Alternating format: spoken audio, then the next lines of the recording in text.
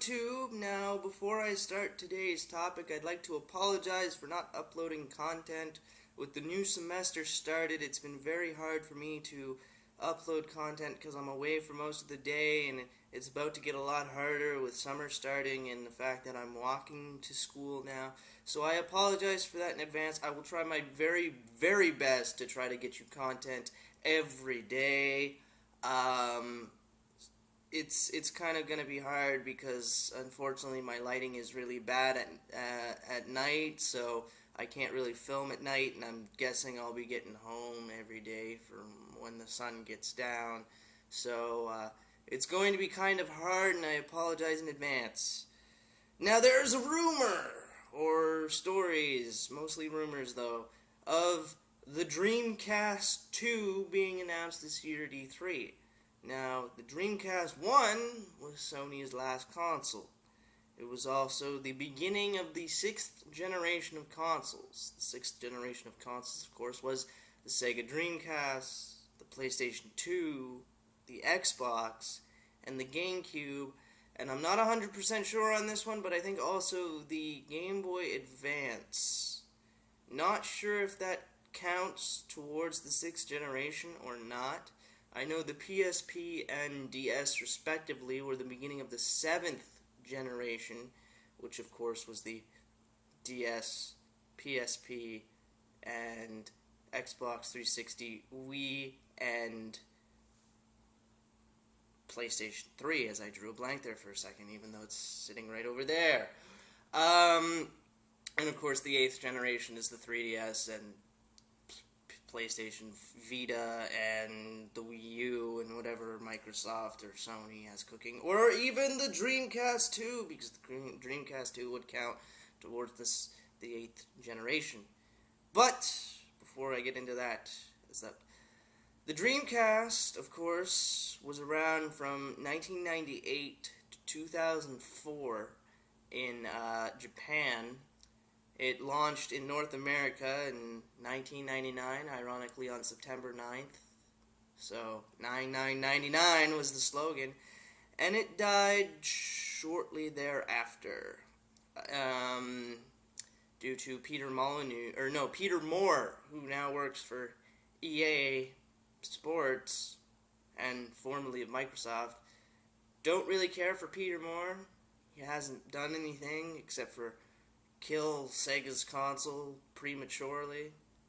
I think the Dreamcast could have lasted a bit longer. Maybe not as long as, say, the PS2 or GameCube or Xbox 360, but I think it could have lasted till maybe 2003 over here instead of being killed right off the bat. I think it might have actually went out in 2001, but still, it could have had an extra 2 years of legs if they had to continue that, but that's a tale for another time, in terms of Peter Moore being a jerk.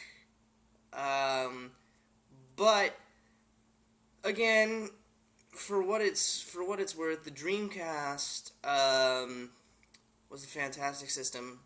It was the first system to have, online capabilities right off the bat without having a third-party machine that you have to sit your console on top of, because of course the Super Famicom, the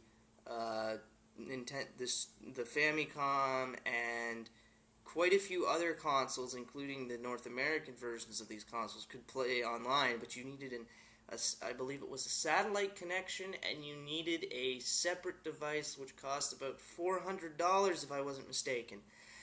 The Dreamcast, however, you didn't need that stuff. It came bundled with a 56K modem. Later it came with the broadband, and you could play games online right off the bat so long as you had the necessary means to do it, and it really ushered in for what would later be Xbox Live and PlayStation Network and whatever Nintendo's network is.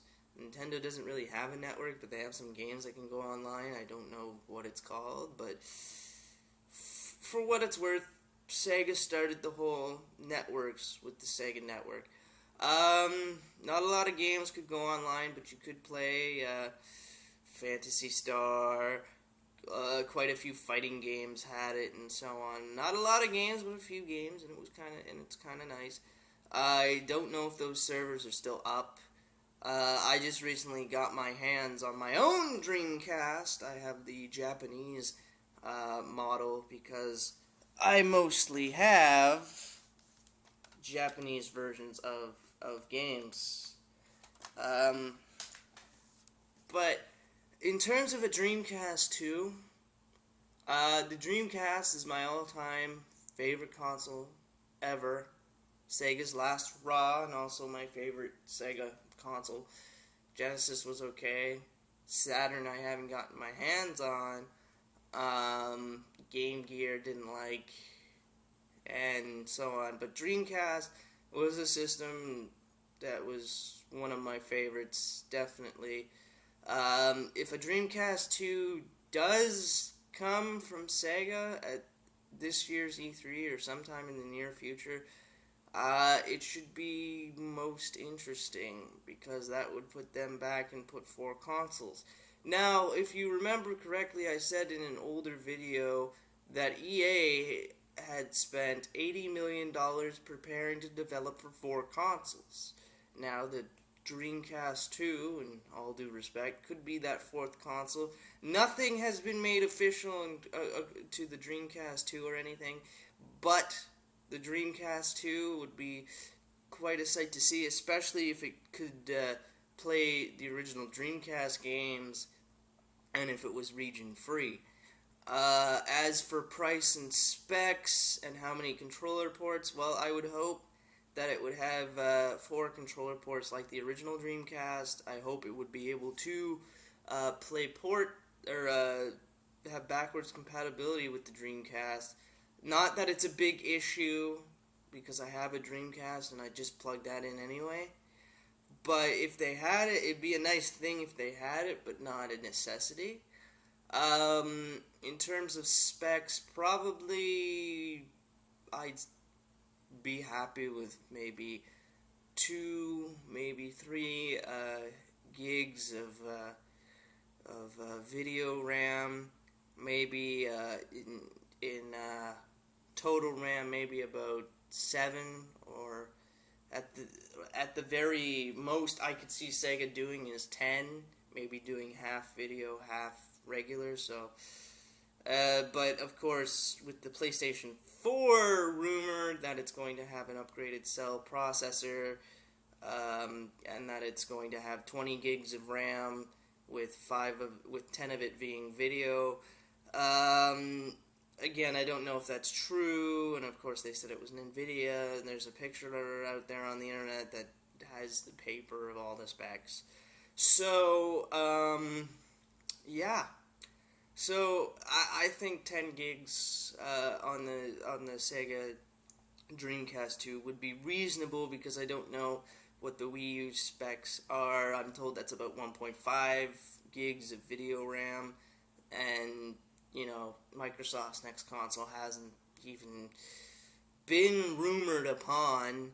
But if the Sega Saturn were to have 10 gigs of RAM in total, 5 and 5 video, 5 regular, I think they'd be able to make something good. But then again, they could be in trouble, especially if Sony really does go with the specs that are roaming around online of 20 gigs, which would be 10, which are 10 video and 10 regular. Now, of course, the rumor is kind of hard to tell with Sony, because of course there was that report that they're looking to go with AMD. Why they would go with AMD is beyond me, because AMD is, in my opinion, quite terrible.